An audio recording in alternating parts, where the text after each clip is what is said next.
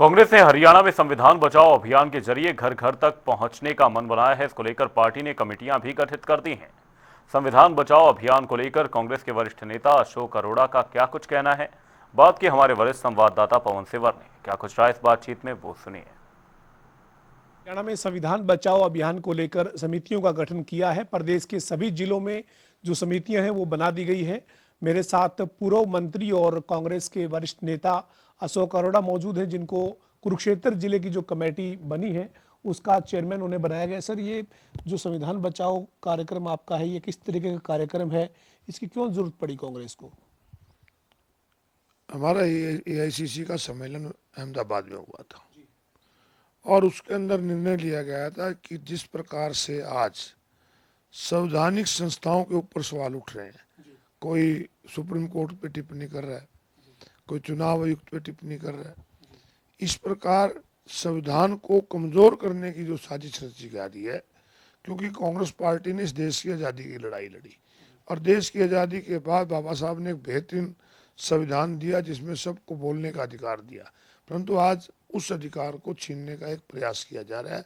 तो कांग्रेस पार्टी जहां देश की आज़ादी की लड़ाई लड़ी, जब संविधान को बचाने की लड़ाई लड़ेगी, इसके लिए 40 दिन का प्रोग्राम पार्टी की तरफ से तय किया गया, जहां जिला वाइज पहले कार्यकर्ता सम्मेलन होंगे, उसके बाद हल्का वाइज होंगे और फिर घर घर कांग्रेस जाकर लोगों को जागरूक करेगी कि अगर हम संविधान की रक्षा नहीं कर पाए, जो अधिकार हमें मिले हुए हैं, अगर हम उसकी रक्षा नहीं कर पाए तो निश्चित रूप से जो पहले रजवाड़ाशाही थी फिर उसी प्रकार के हालात इस देश में होंगे, प्रजातंत्र खतरे में पड़ जाएगा।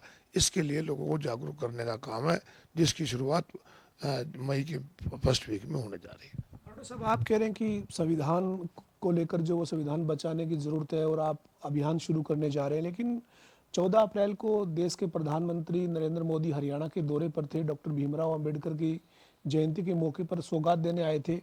उन्होंने दोनों ही जगह पर मंच से सीधा कांग्रेस पर निशाना साधा और ये कहा कि संविधान का अपमान अगर किसी ने किया, डॉक्टर भीमराव अंबेडकर का अगर किसी ने अपमान किया, तो केवल और केवल कांग्रेस पार्टी है।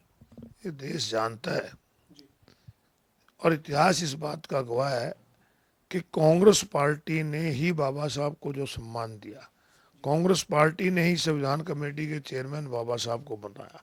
कांग्रेस पार्टी थी कि बाबा साहब चुनाव हारने के बाद भी उनको लॉ मिनिस्टर बनाकर उनका सम्मान दिया और उन्होंने एक बेहतरीन संविधान जो देश को दिया, इसके लिए बाबा साहब को हम नमन करते हैं।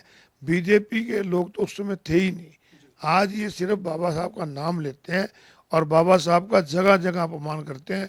इनके होम मिनिस्टर ने किस प्रकार से पार्लियामेंट के अंदर ये कहा था कि बाबा साहब बाबा साहब बाबा साहब, जितना नाम ले रहे हो इतने में तो राम ने मना लेंगे तुम। इस प्रकार की भाषा का इस्तेमाल ये बाबा साहब के लिए करते हैं।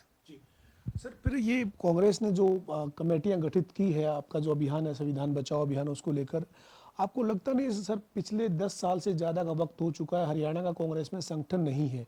अब इसमें वरिष्ठ नेताओं को चेयरमैन संयोजक बनाकर और विधायकों को, पूर्व विधायकों को इसमें जोड़ा गया है, लेकिन आपको लगता नहीं सर कि बिना संगठन के आप जो घर घर तक पहुंचने की बात करें उसमें कहीं ना कहीं अड़चन है?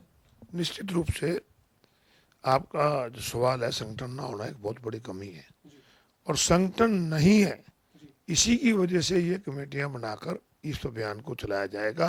परंतु हाईकमान प्रयास में है कि जल्दी से जल्दी संगठन बने और कमेटियां का गठन भी इसीलिए किया गया है। अगर हमारी जिला कमेटियां होती, हल्का ब्लॉक की कमेटियां होती, तो शायद इसकी।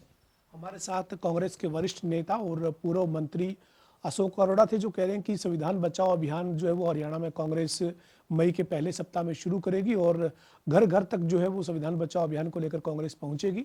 इसके अलावा आज जो केंद्रीय वित्त आयोग के सामने जनप्रतिनिधि के तौर पर तमाम जो विधायक अपनी बात रखने के लिए, सुझाव रखने के लिए गए थे, उसको लेकर उनका ये कहना है कि आज कई तरीके के सुझाव वित्त आयोग के सामने रखे हैं, खासतौर पर कर्मचारियों की ओपीएस की मांग और हरियाणा में जो कर्ज है उस कर्ज की कोई सेटलमेंट को लेकर केंद्रीय वित्त आयोग जो है वो इस पर कोई जो कार्रवाई है वो करे, उसको आगे बढ़ाए।